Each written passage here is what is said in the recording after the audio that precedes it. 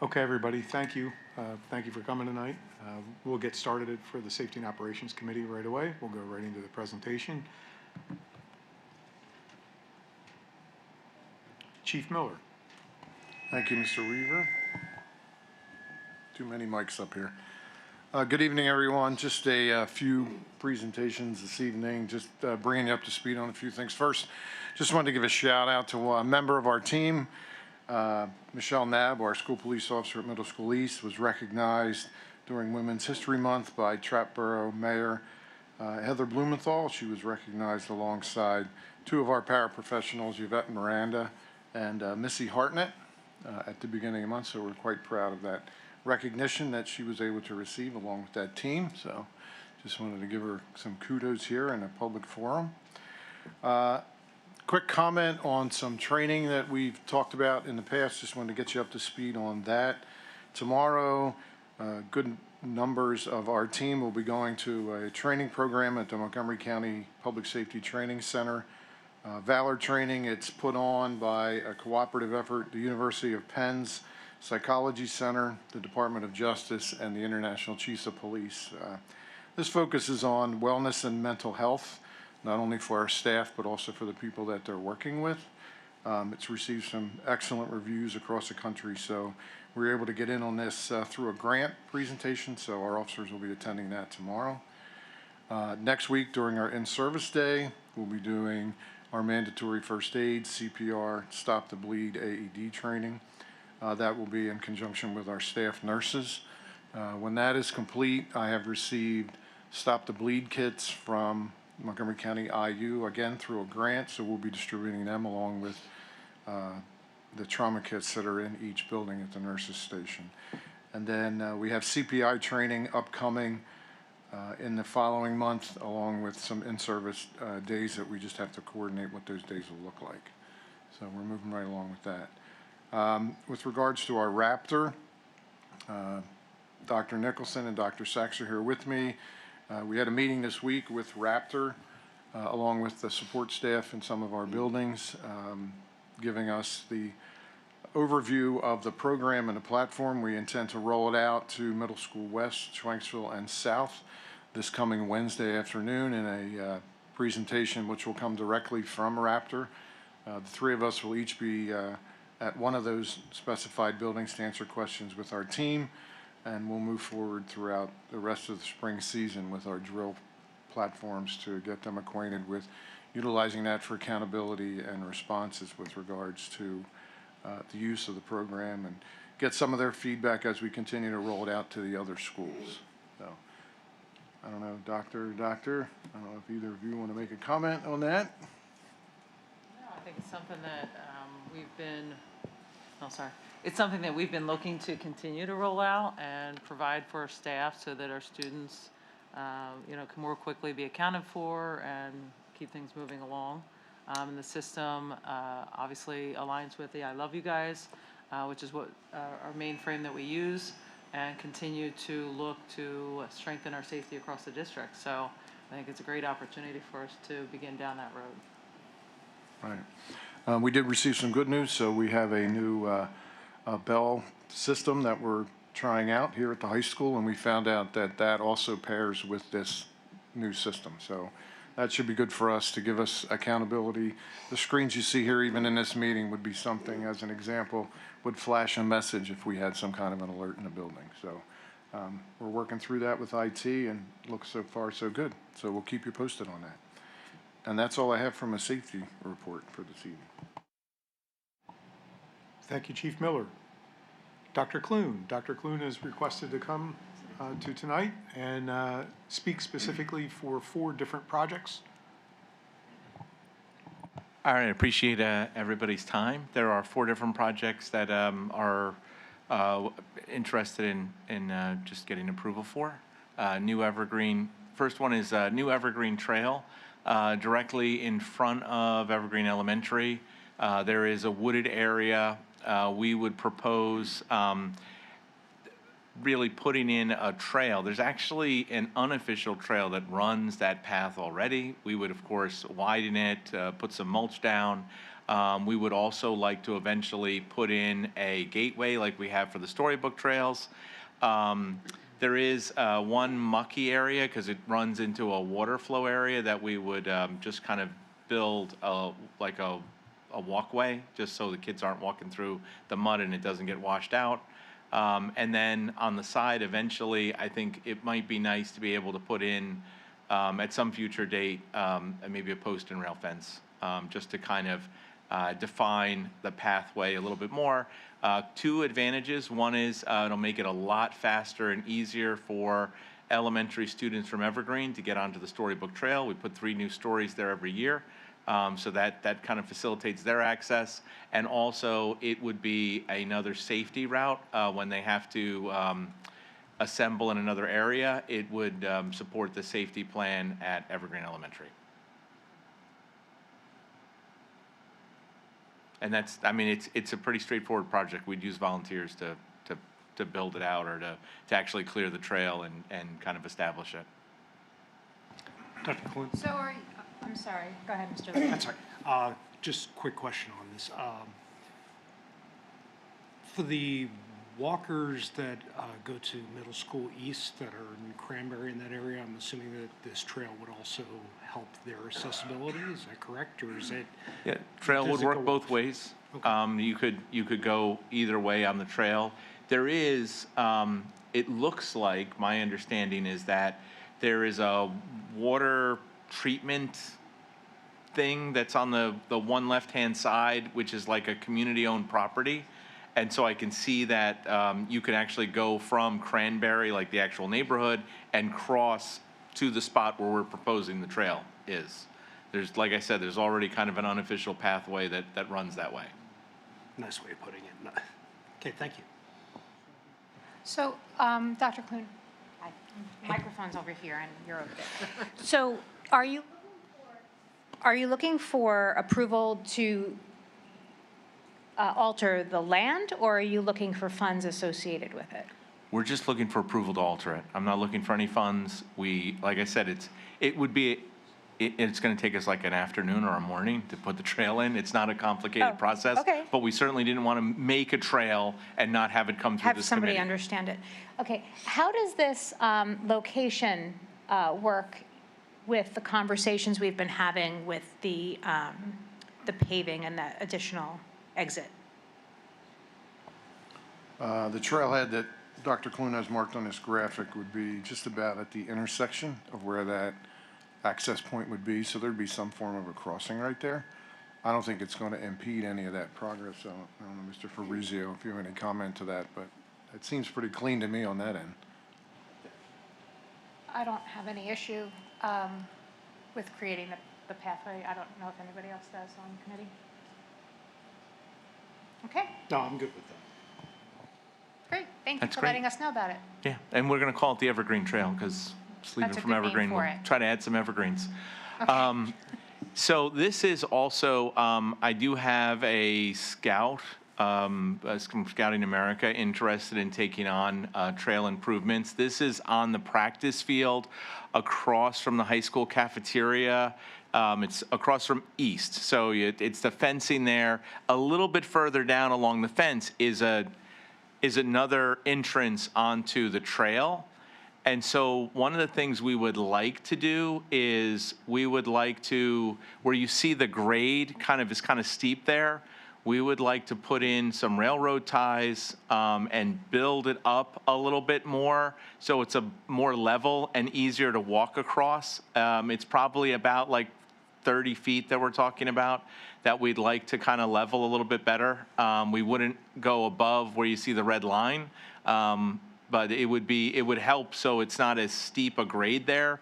We would also, on the back end of where you see the fence in the distance where the yellow is, on that back end of the trail, it's a little tight. We would like to widen it a little bit, and the one way to do that is you cut in on the side of the hill, and then you kind of extend it over. And I do have a scout that would be interested in working on this project with volunteers. I wanted to make sure that we could do that.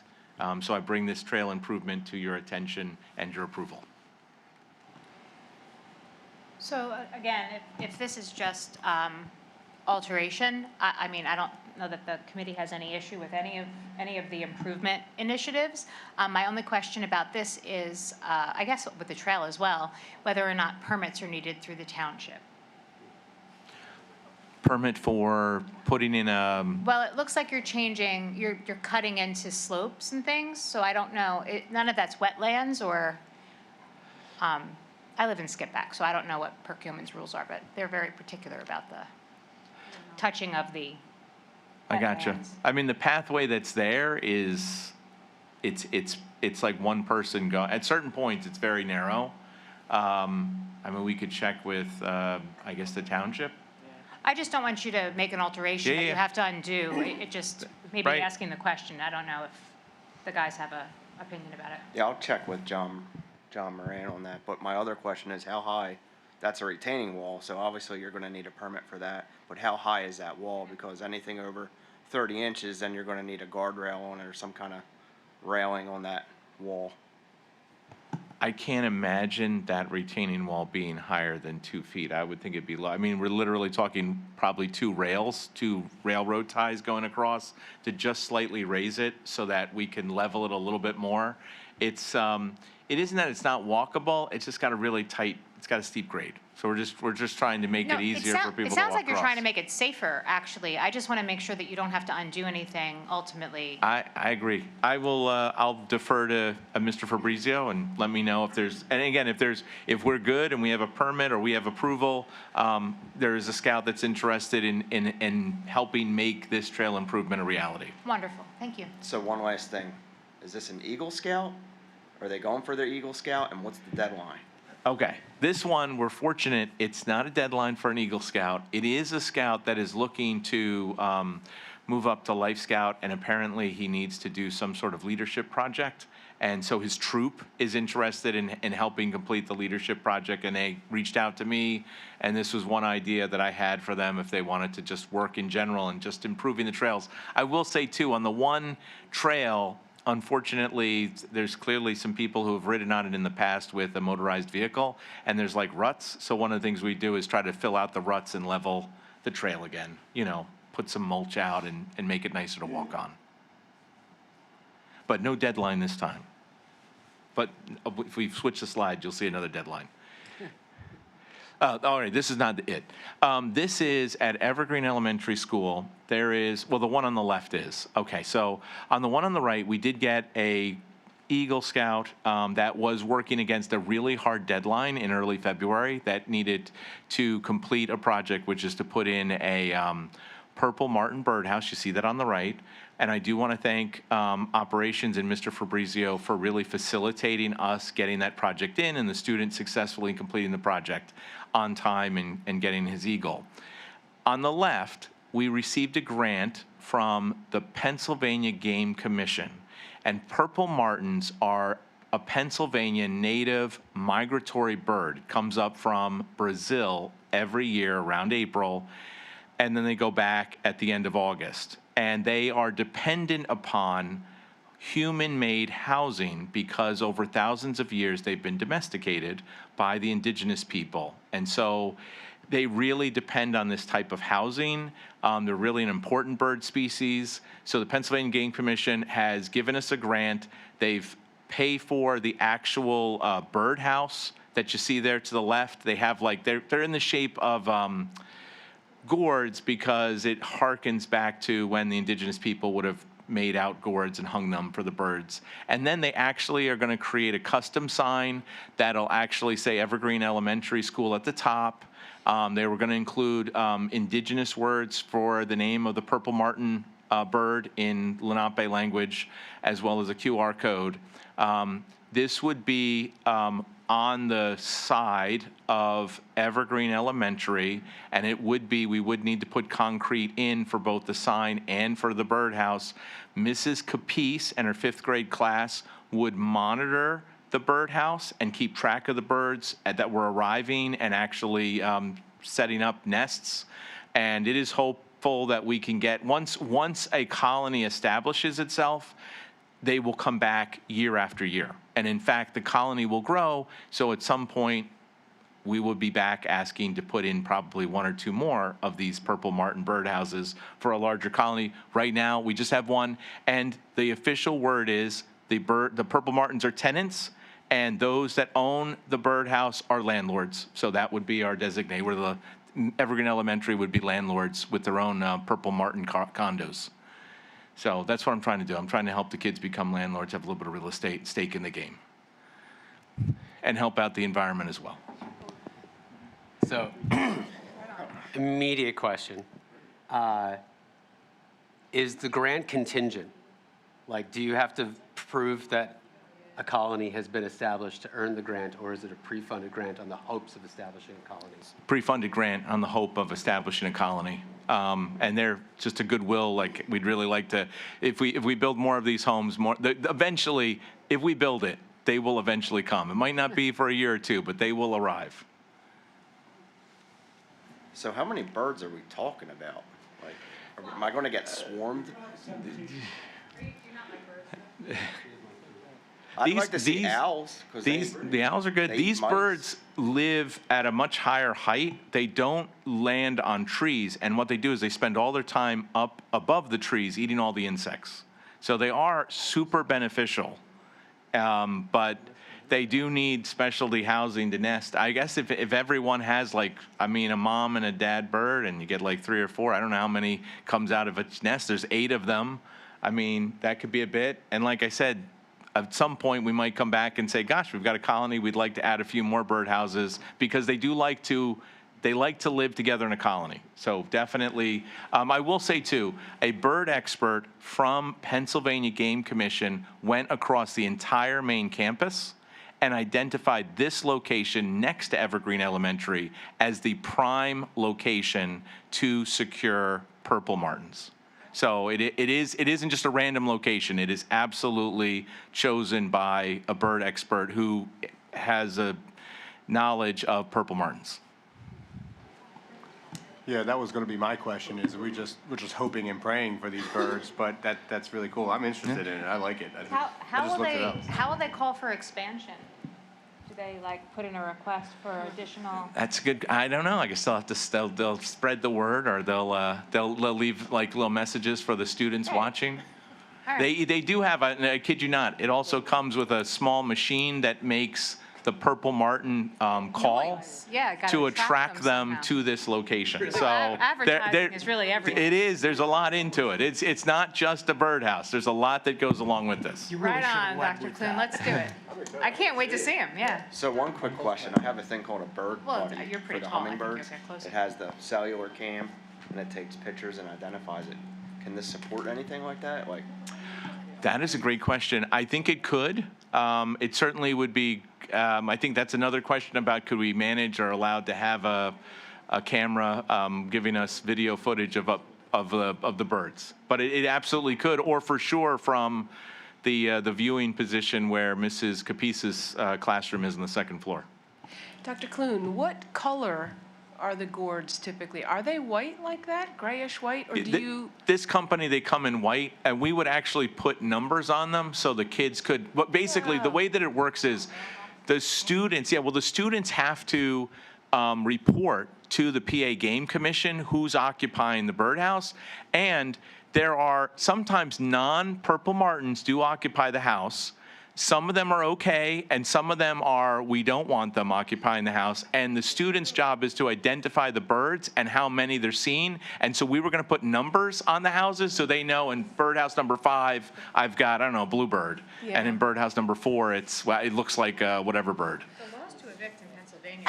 And then, yes, then they have to evict them. It lowers, so the kids don't have to climb up. It comes down it's got a cord, they can lower it, and then at the end of the season, and they'll clean them out and bring them back in, and then they'll put them back out again in April and look for their tenants. In Cord breaks, we could send Joe up. We could put one up there on a ladder, maybe? in all seriousness, it sounds like a great project for the students. It's really cool. Thank you. Yeah, really neat. Other kids could then watch and appreciate all the fun of watching the birds.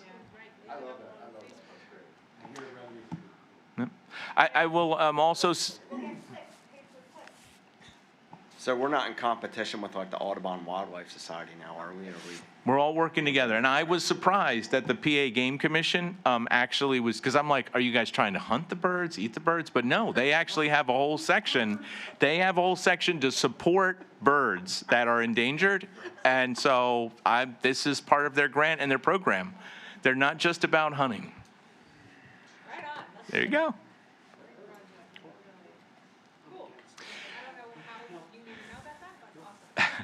So, and this is one other piece. We have the two birdhouses, Evergreen Elementary. You can see the two red dots. One's for the sign, which is closest to the sidewalk. One is for the birdhouse. That's been marked out. And then the area that's in yellow, what you're looking at is the triangle would be a future sensory garden that we're hopeful we will receive a grant for. That we're putting in to find out. We'll find out in June.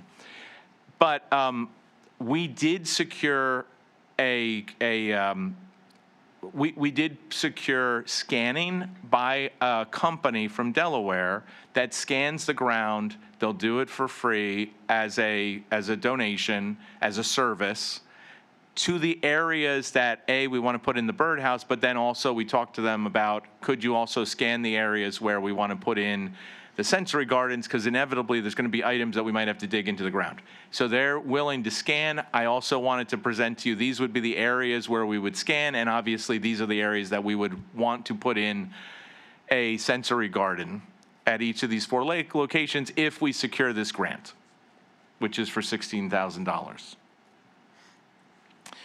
And then it ensures that we're not going to dig into any wires and when we put in the birdhouse and the sign, because that would be bad. We don't want that to happen. So is that in Skippack at Evergreen, is that the kindergarten playground location? So at Skippack, that is, the triangle is over where they currently have a garden. And then across the sidewalk, that's their outdoor classroom. Okay. And then in Evergreen, to the left is where the kindergarten playground is, and to the right is where the new playground is. And now in between that, we are going to be adding these birdhouses and a sensory garden. And then right in front of Evergreen, we're going to have a new pathway going out to the Storybook Trail. We've finished off Evergreen. We've got, it's all the way around the building is going to be nature, outdoor playground. And I know Mr. Marsh at some point would like to move his outdoor classroom to the kindergarten playground, but that's on him. I'm just talking about this project.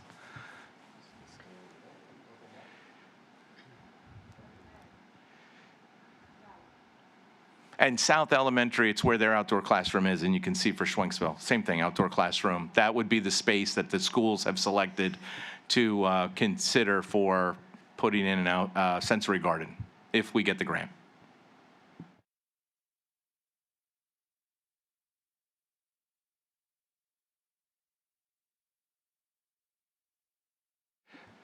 And that is all I have from PV Woods. I so appreciate your support.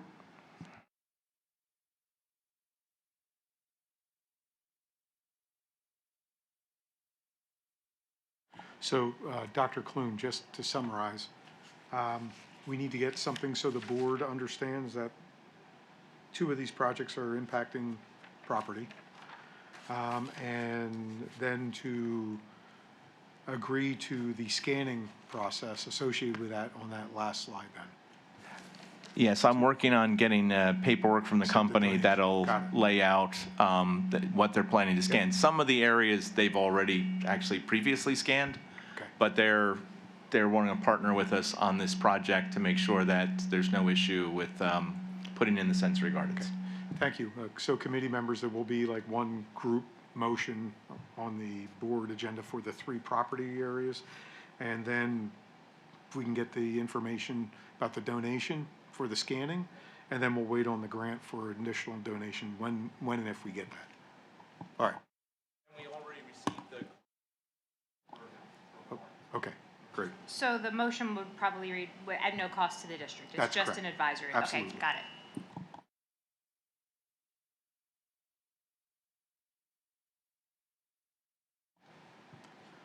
Okay, so moving forward, we have been asked to review real quick our top 30 projects that we did in October 2025, come forward where some changes are happening, and then address a couple of items in particular. So here is the listing that was provided back in October. Nothing has changed at this point in time, and it's just to bring back conversation piece. Having set that up, now these are some of the changes that we are working on. We have 3 areas that we've already addressed, or via board approval, or they're in some sort of work in progress. Skipback paving, which was SK25, Schwenksville paving, which is SCH15, and then Middle School East bathroom epoxy floors, which is Middle School East -8. Those 3 items directly correlate to the AEM feasibility process from 8 or 9 years ago. We will be removing those, and because they were already scheduled. We're adding 2 recent projects into our top 30. So we have the lower turf grandstands, which conversation has been provided through Mr. Hinkle, the coach of the baseball team. The committee did see that presentation last May, okay.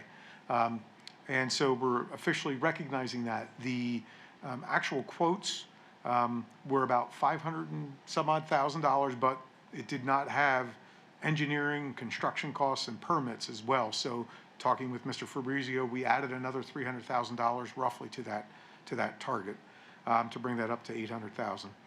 And then the only other thing that we would add for tonight would be the LED scoreboards, the shot clock upgrade, and we labeled it now JFAB XX ATH, and it's $7,900. This is something that we've reviewed a couple of committee meetings in a row. And this is something that we'd really like to knock out at this point in time. Then we're not going to go back in and change everything for the top 30. We'll put that, after having this discussion, we'll put that in, and then in October of next year, we'll re-envision that top 30 priority listing. So, Mr. Weaver, just to recap, so those 3 that we just approved last month, the paving, they're listed separately, 25 and 15.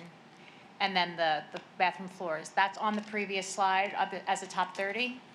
Yes. Okay, so those fall off the top 30? That Because is they're correct. approved, correct? Yes. Okay. I don't know if there's a way to highlight them or italicize them or something. Because a lot of these, what else has been done here? A lot of this has been done. Yes. Is there a way on that previous slide that you can designate the things that have been approved?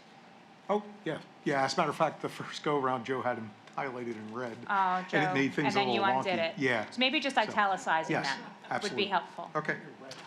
We can Thank do you, that. Joe. I appreciate your, that helps visually see how much of this top 30 we've kind of conquered, addressed. With regard to the grandstands, just for context for the committee members that were not here for that presentation. So when the sun sets, it is directly in the line of sight because of the orientation of the field to the entire outfield and pitching mound. So what Mr. Hinkle, the baseball coach, had proposed was the creation of a grandstand style seating and a press box, et cetera, behind home plate. So the ones that he showed were very elaborate, collegiate level. So the number associated with that was, obviously it's a substantial number. So if that's going to be going onto the top 30, and I kind of consider the top 30 as, I don't want to say day-to-day capital projects, but they sort of are, paving and floors and bathrooms and things like that, maintenance, Yeah. upkeep And type of things. safety areas. Yep. Safety areas. I wonder if in the conversation about the high school project, if the grandstand should really fall maybe more towards that bundle. Not to detract from the high school proper, but just as part of that collection. Because I think for that amount of money to sit in the top 30, it takes away from some of these are must-dos. They're just on the docket. So I don't know how everybody else feels about that. That was so, thank you, Laura. That's exactly, the process for the top 30 was to take that big old report that we've been hammering down over the past couple of years, really focus in on those areas, which is how we created the top 30, and I think you may have even played a role in getting us to focus in on that top 30. So that's really helps us. Not that the other projects that didn't make the top 30 are not as important, but at this point in time, we've deemed these items to be very specifically our focus moving into the next couple of years. And I think that when italicizing some of these, that would help, I'm sorry. Oh, it's okay. Italicizing some of these, I think will help, it'll be twofold, right? Because as soon as they're approved, they sort of ghost, and then the ones below 30 move up, right? It's a queue. It's a priority queue, Yep. which I think was my whole intention in saying to you, like, let's see what we can actually get accomplished. So in seeing the ones that have already been approved and either completed or in completion or on this calendar to complete, I think that would be really helpful to see progress, but also to see what we have down the pike. But even like the high school window replacement, for example, I'm trying to see what other ones on there. Bathroom floor epoxy in the high school. I know the vestibule is on there. If those could even be culled out in another color, I feel like the high school is a big enough nugget that we could consolidate, group them all together, and kind of free up conversation in the top 30, with exception of maybe the fire alarm and the sprinklers. I mean, those are safety items. Absolutely. But the other ones, I just feel as though if we're going to be having the conversation about high school facilities usage, some of those, especially the update ones, to me, I know it's kind of like the same money at the end of the day, but I think if we can categorize it in buckets, it would maybe be an easier pill to swallow from a priority standpoint of this top 30. That's a very fair assessment, and we appreciate that. Thank you.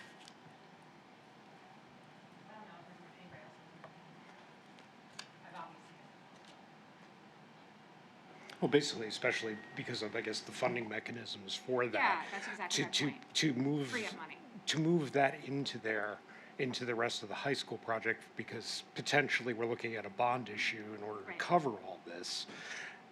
That's not a bad idea. The other thing is it takes, what, $800,000 and potentially allows us to cross off more items on that top 30 list by consolidating it into a high school item. That's exactly my point. And then at that point, if the grandstand is then assessed within the entirety of the high school project, I think that would help put some context to, I don't want to say how important it is, just where it is on the list. The grandstand is a priority. You have to wonder, is that something that we need to bump? We have to figure other out, items? we have to And figure it's a out if it is, conversation when you if it is have. what level priority, right, in the context of the whole picture. That's fair. Okay, one of the last items there at the bottom, specific to the high school project as we continue to build that out. Right now, we have a $10 million hold in that top 30. Obviously, we know as we're going around and we're meeting with architects that number will change. So we won't know what that potential number could be from an estimated standpoint. Of course, we have a lot of deliberation to go through from a full school board perspective, not just committee, but also full school board, about our attention to detail associated with what that project might look like, the financing associated with it, like Mr. Liggett just said. So we do expect that the RFP process and our next steps to evaluate architects and to move forward with that, we'll get some sort of a conceptual design, what our options are, and then we'll be able to really dip into what our estimated costs may be as we go through that process. So right now, that top 30 is a little undermanned at this point in time, so to speak. But we do know that, and we recognize that. For this March 30th receipt date for the RFPs, because it's been out a bit now. I think you gave them 6 weeks, or Yep. yeah. Do you have a timeline on decision of award? What's your process for reviewing them? So we'll talk about that in a little bit. Oh, down further in the slides? Okay, yeah. that's fine. I don't have to jump there. But I do anticipate that once these RFPs do come in, we'll take about a week to review them. A week, okay. And then we've got to decide, how do we want to get forward with, I think I mentioned at the last committee meeting, Ms. White, we want to get together and try to figure out what the next steps are. Sure. Do we want the full board to participate, select?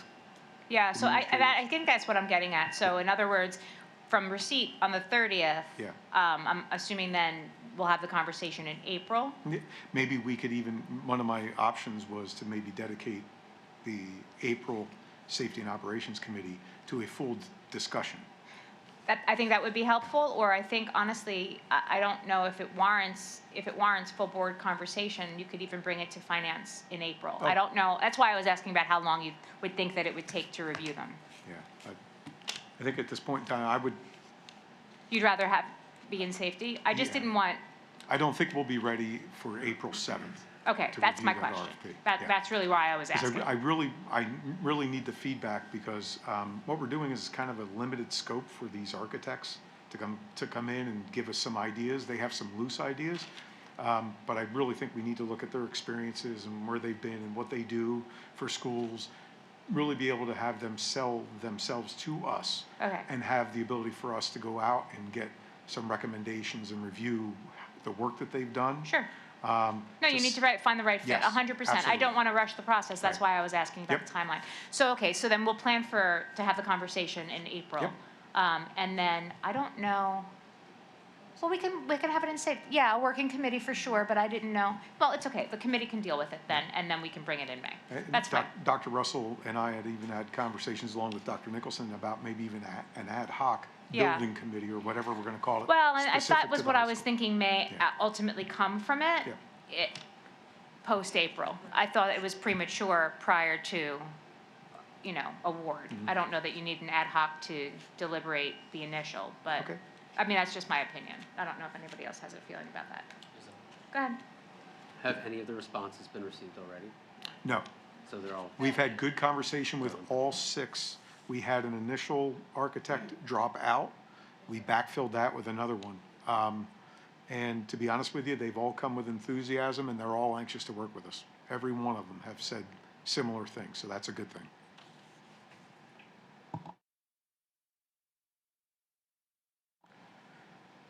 Okay, moving back into, not to belabor the LED digital scoreboard opportunity that we have in front of us. Just again, the conversation piece that we've had in the past, 2 times, 2 previous meetings. This is an opportunity for us to install 2 LED scoreboards in our competition gymnasium. There is a whole process in place. It would be a 7-year contract.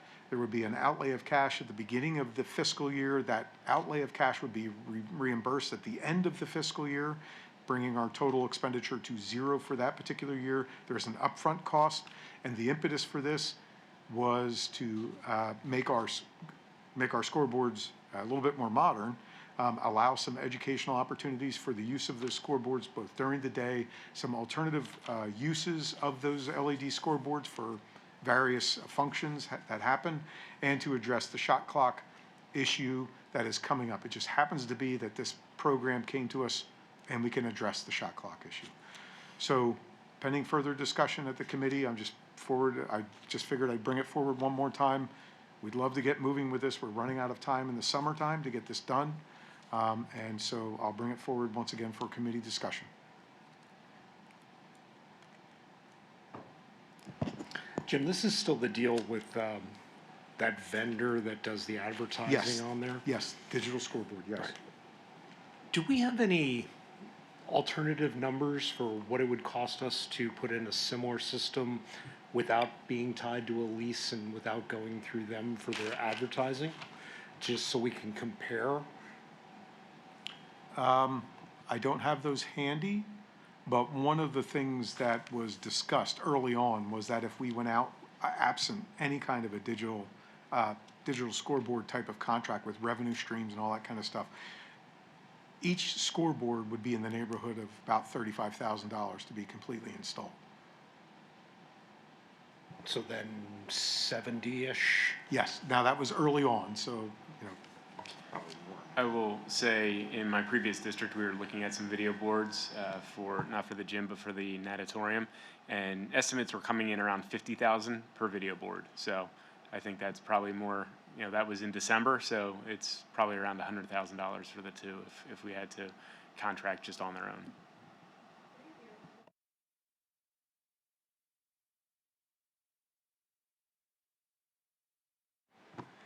My 2 cents are that these are valuable to us from an educational standpoint as well as from an athletic standpoint. I think since we have to install shot clocks anyway, and the cost of those shot clocks is $9,000 or $10,000, I think it behooves us to take advantage of the opportunity.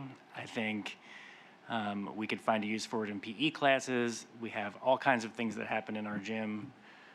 To me, it's a boon to us to have this opportunity in front of us. And I think it's the reason that we're being offered this opportunity is that we have a venue where the playoffs happen. We are one of 2 gyms where the PAC championships happen, where the district playoffs happen. And so it's valuable to them to advertise in our gym.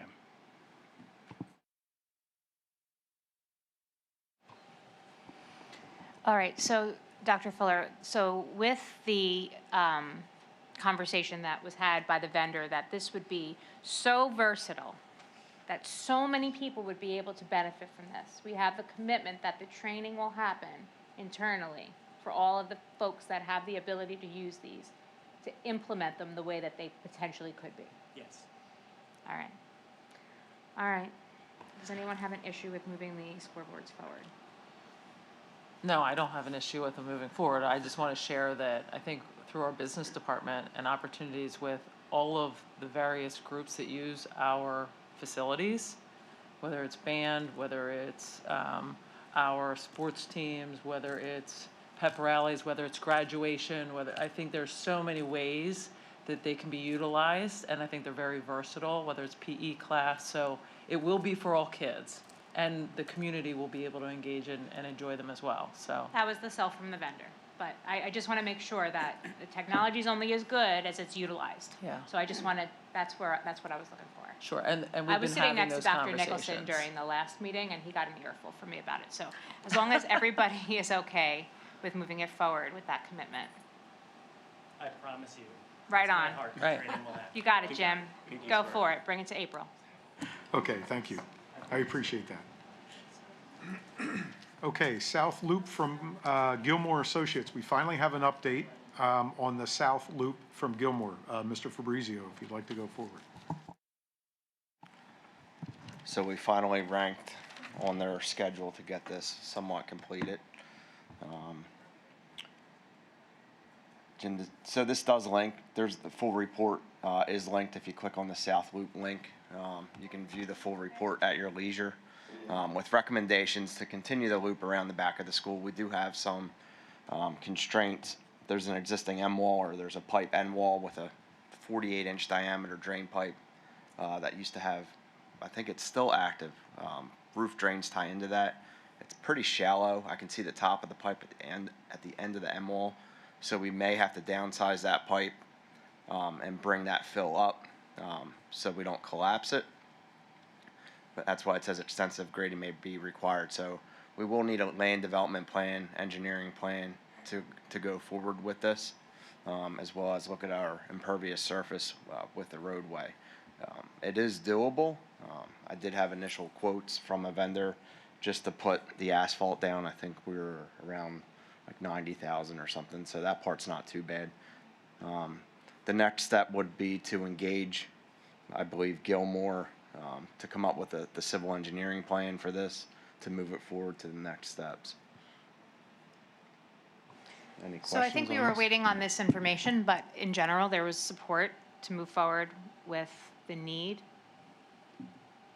Does anyone have an issue or question about it? No, absolutely. I fully support this. I mean, from a safety point of view, Yep. I think this In is both necessary. locations, is that what we're talking about? I'm talking about both. Okay, yeah, absolutely. I agree. But, yeah, this needs to be done. Yeah, I mean, my only concern is the rigor around the engineering plan, because it's an old property, it's old infrastructure. Like I don't want them coming back and being like, oh, you're fine, because, you know, That pipe is newer, it's HDPE, so it's plastic, so it's not wouldn't be a heavily used, concrete. right? I mean, I don't know. But it has to bear the weight of probably a fire truck or something to that Yeah. effect, so, called out. yeah. yeah. No, I agree with Mr. Leggett. So with regard to the ask, I know this is the report. What needs to come, if anything, in April for approval? So exactly, I was just thinking that. So we need to get Gilmore officially on board Okay, with a contract. with a number for- of some yeah, sort, okay. Yes, yep, for both of them, and then they'll work through the process. Might take a month or two until they get us some additional numbers. Oh, so it's not going to be April? No. Okay, so this will be April safety and ops then? Yes, Got it. And then at that point, hopefully we'll have numbers to review? yes, Understood. Okay, thank you. yes. We also need to make a decision at Middle School East. They gave us two options. They had the one going out back, and then they had the one coming right off of Campus Drive, which we didn't really think was appropriate, but we might want to look at the cost differential. Okay. And whether or not, and again, with both of these, we're in different townships for both of them. So was there any feedback from TRAP or from Perkiomen about this yet? So initial conversation with John Moran, we will have to get a variance for Middle School East, Okay. because of the Because of the setbacks. closeness? Okay, got Yeah. it. And then with TRAP, that's a little bit easier probably, right? Because of the, My only personal concern to TRAP is the pipeline out back, the gas pipeline. right, there's different issues at both places, I Right. understand. But talking with a representative from their engineering firm, he didn't think it would be a problem. But Okay. it's just obviously something we have to be mindful of as we design how that's going to flow around the building when we get to that point. Understood. Okay, so we'll look forward to more information, but it's good progress this month and then towards April. I appreciate it. So up on the screen there, Ms. White, is if you look at the impact to end wall pipe, there are dashed lines going across horizontally. That's the pipeline easement, which is 75 feet. According to this plan, it looks like the road is well before that 75 feet, so we should be okay, but to Chief Miller's point, that we might want to just make sure, because that's a national firm that we've got to reach out to and poke a little bit, just to make sure we get an approval. Okay, I appreciate that, thank you. All right, so moving forward. Whoops. We already talked about that. Okay, so as far as where we're at with the RFP, we kind of already touched on that a little bit with previous conversation. We have had good interaction with our firms. The RFP is due on March 30th. One of the things that we need to do is kind of try to take those 6 firms and try to discuss how we're going to collaborate and bring them back down to 3 firms, so we can seriously consider one of these 3 architectural firms.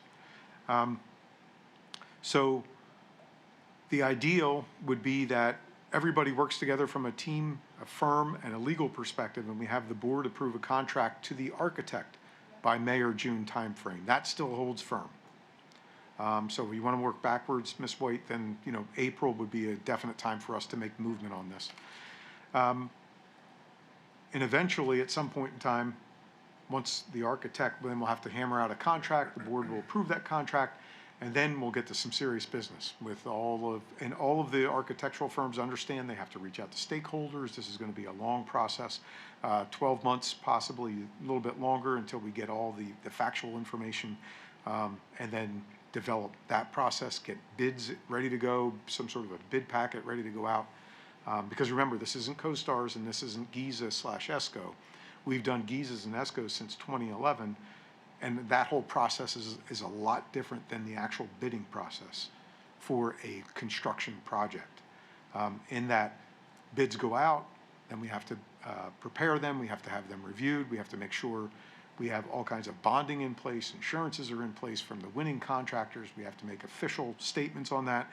And then eventually what we need to do is agree on what options will come back from those bid packets and work with the architect to see what we want to include or not include in the final project plan. It takes about a year to 18 months for us to get in that particular order. So in order to help us do that from an architectural standpoint, we've been looking at various different rubrics that we might want to use from a perspective of helping us as a team to narrow down what architectural firm we'd like to choose. So tonight, just want some feedback and some thoughts.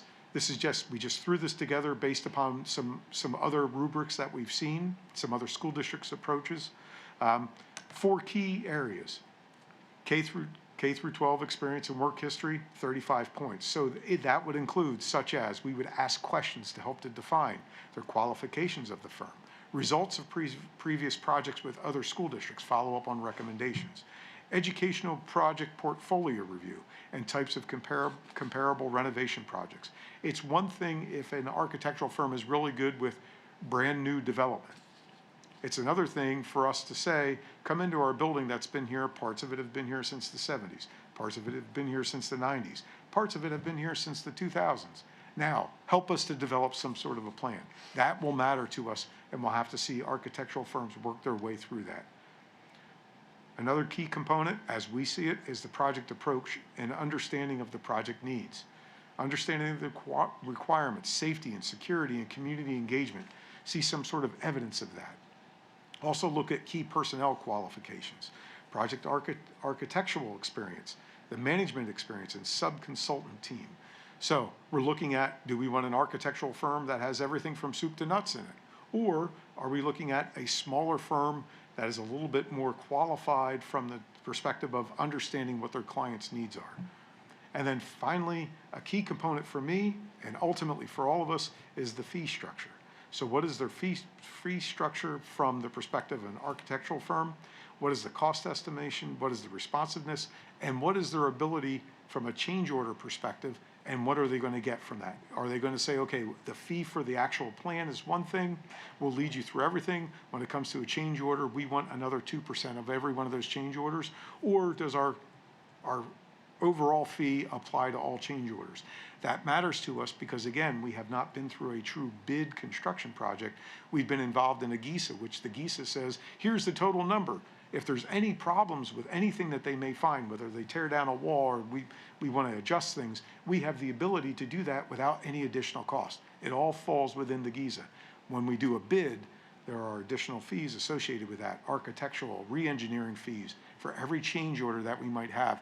That also eats into our capability of our bonds. So we just want to be careful of that. And all of the architectural items are negotiable. We know that.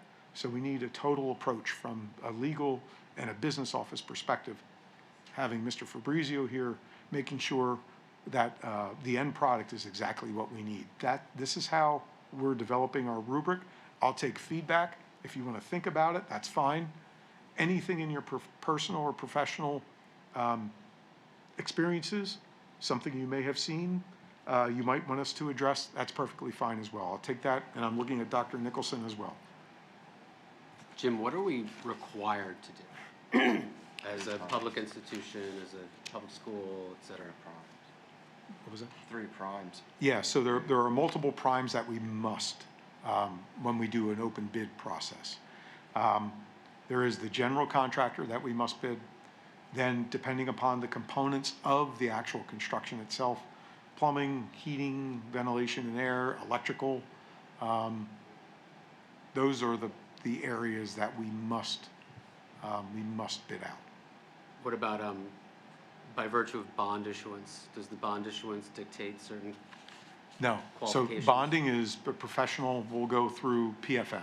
They do all of our financial planning Okay. associated with But that. getting funds sourced from a bond does not dictate the regulatory measures That's you have correct. to undergo. And typically, when we issue bonds, they'll want to see a plan. So they'll want to see some sort of an architectural developed Okay. plan, rather than Joe, I'm drawing stick figures.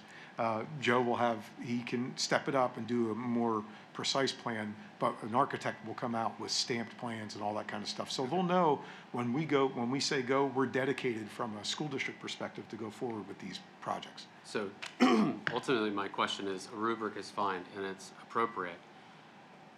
My only concern was going through the administrative overhead of working through a rubric. Everybody gets through all of this. We have sort of a qualitative thing, and then we all agree for a truly qualitative measure that something incoherent with the rubric is the real winner, and then are we locked into the rubric because we put this math in place?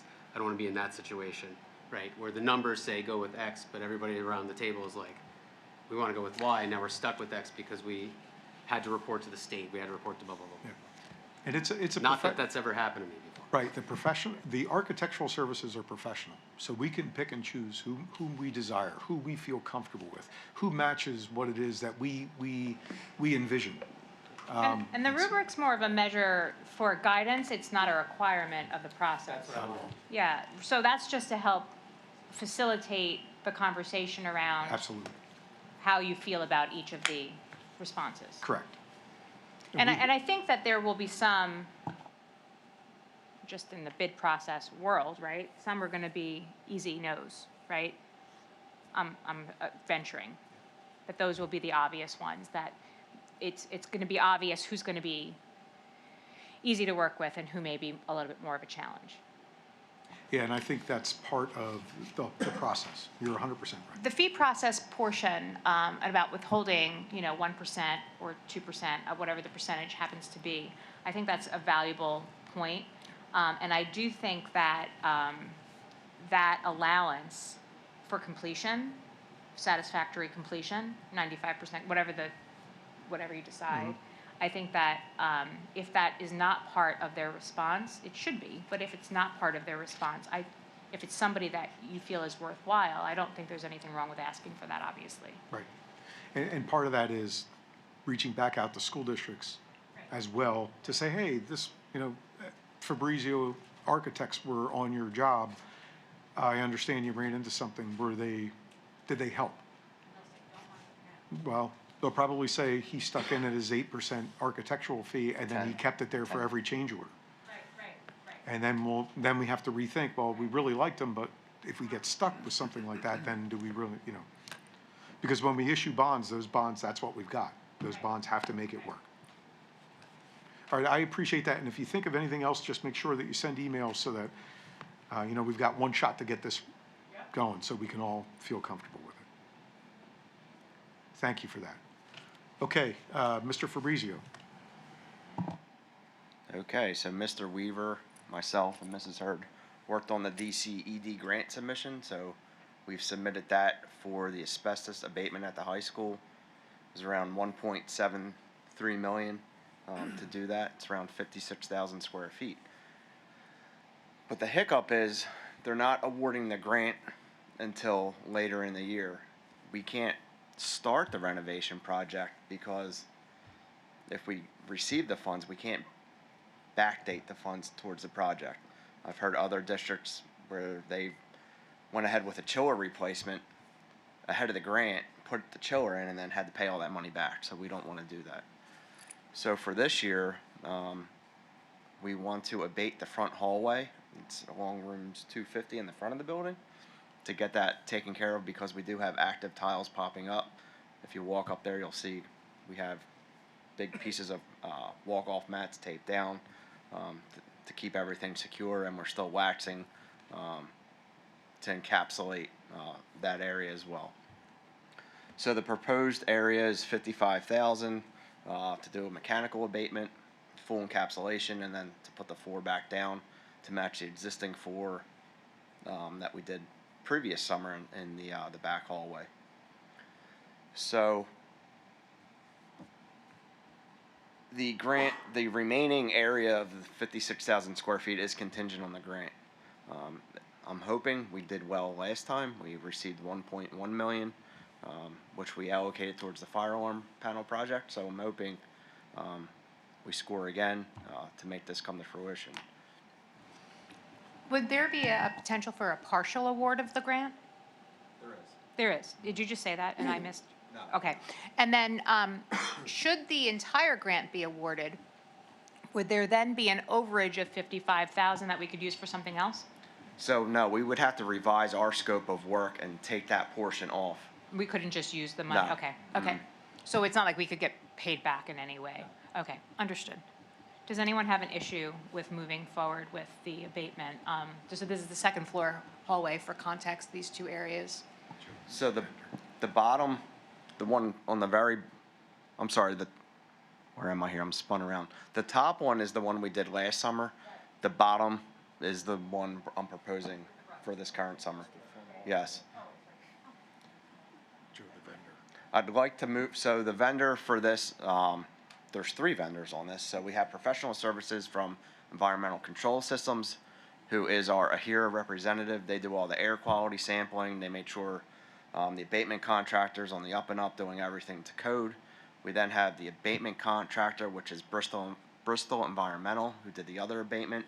And then we have Franklin Flooring, who will come in after everything's done and put the new flooring down. So there's 3 contractors involved with this.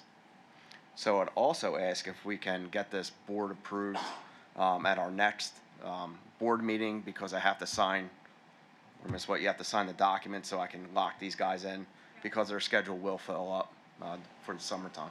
Okay, so just to be clear, it's for the area that's not taken care of upstairs so far, in the hallway, no classroom work, right, understood, for 55,000. Correct.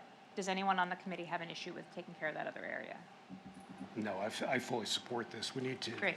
We need to move on. This is, going to the public and saying, hey, we're going to leave asbestos here is not the best look. It's not airborne asbestos. No, it's not. covered and it's mitigated. It's just it needs to be taken needs care to of be taken properly. care of. I just want to make sure that it's understood that it's not a safety issue No. as it stands, but it needs to be remediated. Correct, and we should be. We should be move- proactively taking care of Yes, it. I agree with that. regardless of the Right. grant status. Right, but it's not, we're not sitting and breathing asbestos. No. Okay. Yep. Just making sure. We just want to say it I out know, loud. yes, Okay. Yep. But it's that same reaction, which is prompts that we should take care of this as soon as we can. When the building's not occupied. Okay, One so other, 55,000 for April, that's fine for the asbestos, and then the other one for April is digital scoreboard. That's the only 2 I have on the docket for April. Is that accurate? I'm sorry. Go ahead, go for it. Before we move on, just real quick, the grant for this, is it competitive or not competitive? The flooring wasn't, I thought it was on coastal. I believe the DCED grant is competitive. Yes. Okay. It's based, they have their own. No, rule I of how they score it, yeah. understand, just gives me a better idea what's going on with that. It is very competitive and it's very political at the state level. That's why we were thrilled when we received our DCED grant in 2024, but it's a whole bunch of chess pieces up there in Harrisburg. Yeah, that's why I asked, because obviously a competitive grant's a different situation, potentially. Okay, Mr. Weaver, next slide. So we had a slight issue at Schweinsville. We had a glycol pipe, that 8-inch pipe underground. Actually, we found it's under the building, broke. So we had to dig it up. The gentleman you see here was from a specialized firm where we pumped air and water into the pipe, and it's a super sensitive microphone, and he can pinpoint where that leak is. He was pretty accurate within 5 feet, so not too bad. We're currently working with CM3 and a bunch of other vendors to get this back up and running. Go to the next slide, Mr. Weaver. So the pipe's about 5 feet down. This is not in the blacktop. This is down by the boiler room on the driveway. So we dug the pipes up. We had to cut them. You want to click the video? I have video, yeah. So when we pumped it full of water, the pouring out under the foundation. You can see, I don't know if you can see it. It just starts collapsing and pouring out. But we brought in my kind of toys like excavators and things like that. So we're steadily working through that. We had to core the wall today because the pipe is broken under the building. We can't get to it because it's also encased in concrete. So we cut 2 sections of the pipe out. We're going aerial, and then we did 2 12-inch cores through the wall today. Yeah. So we're getting ready to weld up new pipe tomorrow, get that installed, and then we have to pour a concrete kicker so the pipes don't move. So we're getting there. It'll be ready for cooling season. So Joe, the total ask for as far as the committee goes, which you'll see in April, is? We're around 100,000 for the repair. Now, we have reached out to our insurance company. So for those of you who love insurance, if it's outside of the building and it's in the ground, they're not, they haven't decided yet if they're going to cover it. However, with the leak under the building, that's a different story. That's what they told us. So we're trying to work magic with our broker to see if we'll get them, prompt them to cover. They had mentioned early on that they would maybe cover $10,000, and that might be it. However, with this leak under the actual building, they want to reassess. My hope is that they can figure that out and give us a little bit more money towards that. So that will help. So one thing that we noticed you can see a weld that's in a pipe. I don't have a picture of it. That's in the building on the 8-inch pipe, and it's not a very good weld. So we're concerned that a weld failed on the 90-degree pipe coming out, which caused the leak. I don't know the condition of the rest of the pipe going to the chiller. There's about 300 feet of pipe that go all the way up under the parking lot and then come back out to the chiller. So we're going to keep an eye on that. There's no way for me to tell. But it's a scope, though. It's not a scope, rather. It's a water pressure. It's antifreeze. Okay. Yeah. And I guess but are there any other bends? Because it seems like Yes. there are. Okay. So when I get up, there's 2 90s where that gentleman's standing. So it comes out of the building at 90s up the hill, and then at 90s again, and then again 45. So there's more bends. I can't put a crawler camera in there without excavating off the 90s because it can't traverse the 90 because of the way it's designed. So I have no way of inspecting that pipe. The only other option would be, well, we have 2. 3. We can hope it doesn't fail again somewhere else down the line. We can sleeve it. We can blow a sleeve through the pipe that's made up like an epoxy sleeve. We did that at East 2 years ago on a 5-foot section of pipe. That seems to be holding. And then the third option is to rip it all out and replace it. So I'm hoping it'll hold. The rest of we've eliminated the piping that's going under the building. So if anything else fails, it would be out in the open. What's the average longevity on the epoxies when you do the sleeve process? I have to get back to you on that. Yeah, because then I'd be curious about the other instances. Yeah. I mean, that's a It's very thick pipe. It's Schedule 80 steel. It's like 3/8 thick steel. When we did peel back the insulation on the pipe that's in the ground, it's 2-inch thick, like molded insulation with a hard shell on the top. The pipe looks brand new. So that was a good sign. But it's the weld. It's the weld It's that's the the welds. problem. Yeah.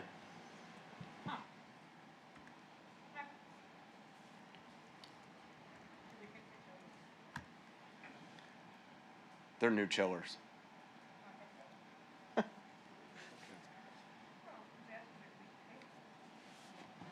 Okay, Mr. Fabrizio, you also have another update for us, and we have some good news from Fox Rothschild to share.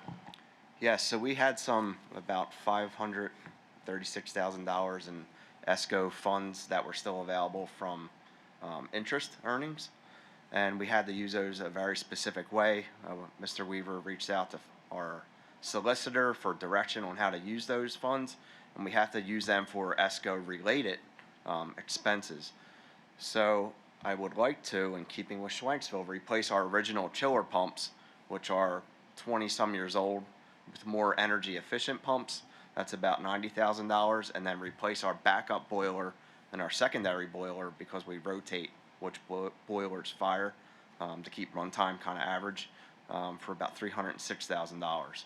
So that's an oil boiler. It is dual fuel in case we ever get our Pico gas line that they want $1.2 million to run into that building. So Skipback is our last building on oil. Yeah, and we go through it in the winter. Both of those seem like things we could have actuarial projections on, oil versus gas and efficiency versus capital. I'd be curious to see those numbers, because at some point they probably hit an inflection where they've now paid for themselves. Presumably, it's just a question of how long. Agreed, but Skipback is still on oil and will still be on oil. Oh, was it 1.2? Yeah. So, every I time mean, reach out, it goes up. yeah, so Keep well, the problem with that is that oil also keeps going up, right? Oh, yeah? I mean, gas is a little bit more stable, Yeah. short of global conflict Right. notwithstanding, but, those lines aren't forever, right? So at some point, you reach an inflection. Yeah, Mr. McGuire, that's an excellent point, because when we converted west several years ago from oil to natural gas, I believe our ROI on that was 2 years. Yeah. Yeah. Yeah, 2 years, yeah. But that Yeah. was like Yeah. that was a quarter of that was only 200,000. Yeah. But- So we had been told that it was gonna be, Beer both distributor. projects were gonna be about 500,000 for Skipback and West. We kept at it, and then Joe got lucky and got somebody at Pico that really recognized the worth of that and the value, and consequently, when there could be houses coming up. So then all of a sudden, they said they took that 500,000 figure and made it 200,000, 207,000. Yeah, for the line to be put in, and then we switched it, and within 2 years was our rate of return. So to your point, it's a dual fuel boiler, so it's oil and natural gas. Yeah, it's ready for natural gas. So if we ever get the line there, the pipe is already out of the building waiting for the connection. But the boiler can support natural gas with no modifications. So. Yeah. So I would ask if we can move forward with this for approval at our next board meeting, because these will need to be ordered as soon as possible. And that's all I have. Thank you. So there will be two, one for CM3 for the 306,000, and then one to CM3 for 89,000 or 90,000. They're both on co-stars as well. And these monies will come from the 2019 bond funds that remained. And again, that big bold statement there, that was the important part. That Fox Rothschild approved that. And then I'll get us out of arbitrage. Yeah, because essentially these funds have to be used for an ESCO-type project. So That's- if we don't do this, We lose the the money money. just goes away or And that hangs was out the- forever. Mr. Liggett, that was the conundrum, because the ESCO project bonds, that ESCO project is now done. And because we had original issue premium on those bonds because of our strong financials, people paid more for those bonds. And then we had extra money. So for us to look at that, we had to look at that and say, all right, we want to, if you recall, in the fall, I think we said we were working to condense some spare dollars in 3 different bond issues back into the capital project funds, because they were remaining, they were left over, and we didn't want to account for them there, we just wanted to move Right, but them. that arbitrage wasn't That's ESCO tied, correct. so. That's correct. So once they found out that it was ESCO tied, they got a little funny about that. And then they actually quizzed us about, are these actually energy savings? And I said, well, if these aren't energy savings, then I don't know what we're ever going to be able to spend this money on. So they kind of came around, but that's good. What about birdhouses? Yeah, yeah. Jim, what is the actual float, the premium from that bond issuance? What's the number? Because that's Yeah, it was, basically 400K. I'm yeah, assuming it was, it's more. it was 500,000, Like straight 500K? straight up, yep. Yep. So there's still another 100K. Yeah, it was like a $9.2 million bond issue, and we actually collected at closing 9.7 something. Okay, so then there's still 100K that's Yes. in that. Yep. In that. Oh, I'll And spend again, it. yeah, see, That was my next question. yeah. Don't worry about that. Throw some my way. But one of the things by doing this, again, is to get us below that inflection point for arbitrage issues. Then once we get below, at the 500,000, we were still right at that funny arbitrage, payback kind of the IRS, which we don't want. Now we're definitely going to be below that. Okay, any other questions or concerns? Yes, Ms. I had Wolf. a conversation with Mr. Hulse earlier this week about a closure of Township Line Road from August to November for a bridge that spans Lodell Creek. Have you heard about this yet? So he's Perkiomen Township Supervisor. So as he explained it to me, there's two bridges over Lodell Creek. I looked on the map. One is by the back entrance of the high school, where that big pothole is all the time, by that house right at the end. I'm all turned around. This way, that way. That way. The other one is at the bottom of the hill on Township Line by Greenshire Estates, kind of like before it goes towards Fox Heath, towards Schwenksville. So that's the two bridges that I identified. So apparently the bridge is in such disrepair that they have to actually close, PennDOT has to close Township Line Road between X and Y. I was driving when he talked to me about it, so I didn't write it down. But, so that's like a main artery for, not just our district, because Springford's on the other side of the street there, but, from August to November. So I just wanted to know if everybody knew about that yet, or what? PennDOT email, the daily emails about all the projects. I haven't seen that one come through. Do you have Corey's Mr. Hulse's contact? I'll reach out to the roadmaster to get it. Okay. I think it just would be helpful information. We need to let buses know and families know. We're just going to be cut off completely. They're going to have to go all the way around 29, I'm assuming. Down Bridge that way, around. Yeah, and on 29 it will, for sure. Because Township Line, it's so narrow to begin with, and that bridge. I didn't even realize there was a bridge there. When he was explaining to me about a bridge, I thought he was talking about this one with the pothole that never really closes over back by the back entrance. Do you see where I mean, Jim? Yeah. Okay. Yep. Yep. Right in here. Between Wortman and Bridge Road, Yeah, Bridge Street. yeah. Right there it is. So where it's gonna be is gonna be critical, but people, you got at least two huge developments right in that span, so. Anyway, that was some intel I got last week. Appreciate that. Thank you. Dr. Russell, do you want me to share the update on the conversational piece about the intersection?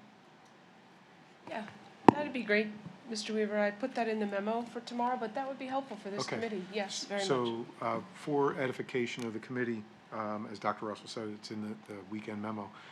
We reached out to our friends at PennDOT in regards to the intersection 113 and 29 that we had heard about. That was brought up by Mrs. Lofton, and we immediately followed up on that. That is not even scheduled to begin construction until late 2028. So we've got some time, as Ms. Boyce pointed out, with this upcoming thing for the Lodell Creek thing, to game plan with STA. Even at that point in time, it might be a different bus contractor. So our actual contract ends June 30, 2028. Yeah, I think best case scenario on that completion date was like 2030, I believe, Which one? on the 11329. Yeah, that whole bar is getting knocked down. Yeah, Yeah. I understand I heard there's a lot HEK going bought on. it. Oh, I heard that it hadn't been released yet. Huh? So, By Ron's Construction, too. yeah, They own it. yeah. So it's kind of, it won't even start until late 2028, so we've got some time. Yes, absolutely. So that project is approved?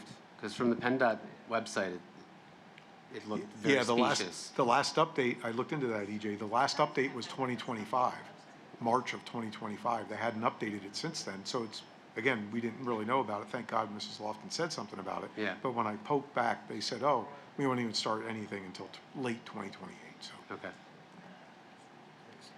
So The only other thing I would just ask, just quickly, sort of safety and ops adjacent, is if in the memo, Dr. Russell, you can include an inquiry for interest for an ad hoc for the high school. Sure. And then we can maybe, I don't know if you want to take a look at calendars and see appropriately when we would try to get the first, it looks like maybe April meeting on the books, or? After safety and ops? I mean, I guess. That would make sense. Yeah, so that's the third week, so maybe really we're already in May.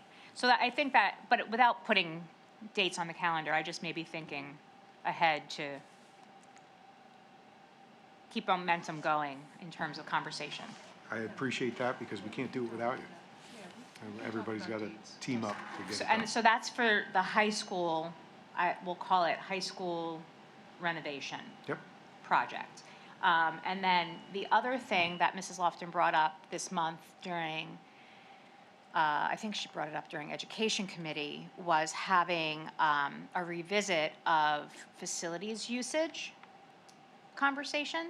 And I think that would, based on her feedback and conversation, warrant some interest on an additional, I know that we love ad hoc meetings, to do an additional, keep that in an additional, in a additional lane.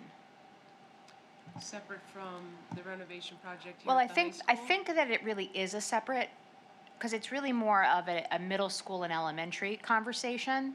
And the high school project, I think, honestly, is a big enough nugget to have. I mean, we can make them, I think they require two separate agendas.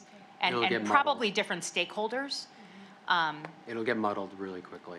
Yeah, They so should be I think that keeping that conversation about facilities usage and solution finding in the elementary and middle schools is one committee group led initiative.